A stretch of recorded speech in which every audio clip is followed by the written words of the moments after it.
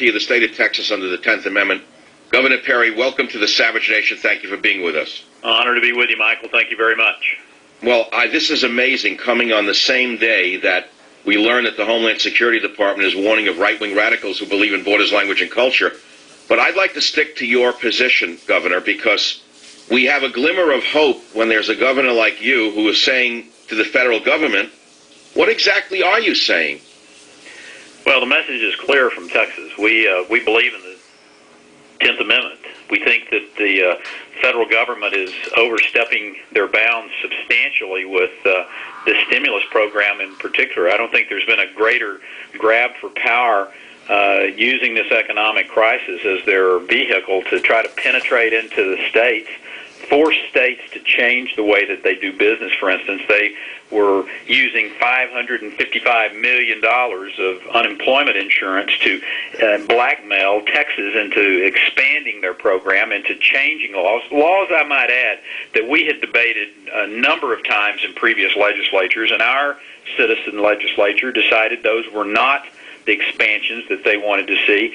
But this government, this administration, trying to force the state of Texas to expand their government without a vote of the legislature by mandate on high from Washington, D.C. And my position was, it's time for someone to take a principled stand against Washington and say, no, we are not going to do that. We're not going to kowtow. And by the way, the 10th Amendment means something to us in Texas. We believe in it. We're going to stand up for it. And I think tomorrow at tea parties all across the country, there's 64 at least by last count in Texas, you're going to see a huge turnout of Americans who had it up to their neck with this administration trying to force expanded government upon them. Well, you said that they offered extended unemployment insurance from the feds, and then they wanted you to expand the unemployment insurance program? Is that what they were demanding? Yeah, what they were doing is sending the money to the state into our unemployment insurance account. And in return for that, they had strings attached. They said, oh, by the way, if you take this money, here are the things that you have to do. You have to expand your program. You have to make more people eligible.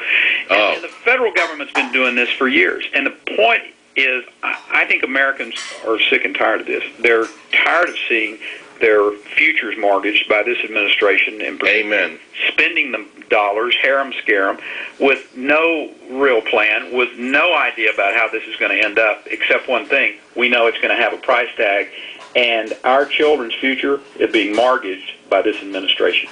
I agree with you. Now, you are going to back the resolution tomorrow in the legislature. When will this happen? Well, the legislature is taking it up as we speak. Brandon Creighton is carrying it over in the House, and Brandon's a great young man from the Woodlands just north of Houston, Texas, who's carrying that piece of legislation. It's a concurrent resolution, one that will memorialize Congress, if you will, that the 10th Amendment is important. This country was created by the states deciding that they were going to have the federal government as our agent, not the other way around. Now, you say that the 10th Amendment is what you're going to use to assert the sovereignty of Texas. Governor Perry, could you explain what the 10th Amendment states? Well, the 10th Amendment says that the powers that are given to the federal government are limited, and if it does not clearly state and give the federal government those rights, then they are prescribed and held by the states themselves and the people. Clearly and simply put, is that the... I think we lost the governor. Well, I think we lost something here on the Savage Nation. I may have lost the transmission of the show for all I know. Beowulf, am I live? Or have I lost... Governor, are you still with us?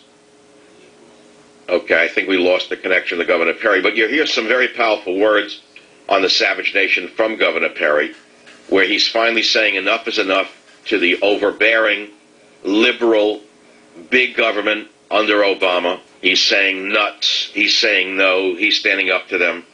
And he's saying no to their money if there are strings attached.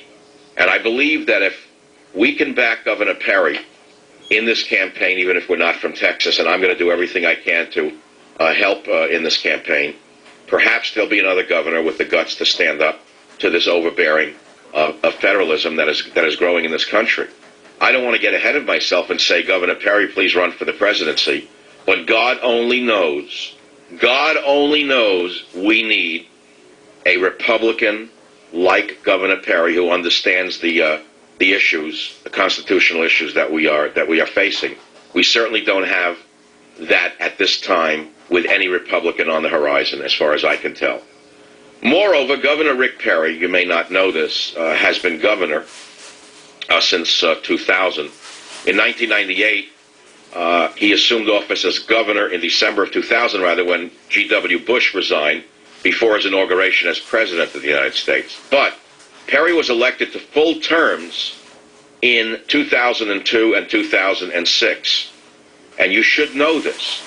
You should know that should Governor Perry complete his current term in 2010, he will become the first governor of Texas to complete 2 consecutive 4-year terms. Governor Perry, welcome back to the Savage Nation. Michael, I Governor, don't have any idea what happened to our phone system here, but we were talking about the 10th Amendment and its meaning, and frankly, it's pretty simple, but I think it's important for Americans to really focus in on that 10th Amendment states clearly that the powers not delegated to the United States by the Constitution and are prohibited by it to the states are reserved to the states and to the people. And the amendment states that the total scope of the federal government's power is that which is specifically granted to it by the Constitution and no more. And what that means, as I said earlier, that the federal government was created by the states to be an agent of the states. And today, unfortunately, the states are treated instead as agents of the federal government. That's very interesting. The original intent of the federal government was to have representation for the states in Washington? That is correct. That's amazing how everything's gotten reversed, isn't it? Supreme Court ruled in a case back through the years that Congress may not commandeer the legislative and regulatory processes of the states. I mean, we have a Supreme Court ruling. I think it was New York versus United States. I'm not a lawyer, but oh, thank God for that. Clearly, there is statutory and Supreme Court rulings that puts it clearly on the states and tells Congress you cannot commandeer the legislative and regulatory process of the states. Okay, let's say that you do succeed in affirming your sovereignty under the 10th Amendment. What happens then? Well, hopefully there will be other states that see the importance of what is going on here. And Americans will rally behind those states and those leaders in those states. I mean, we have to take our country back from the standpoint of being able to control what is going on in our states.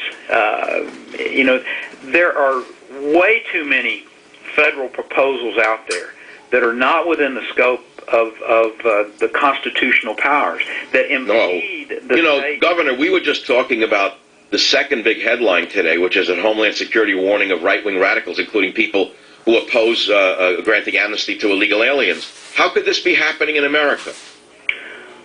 Well, I think there's a lot going on in America today that people are scratching their head on.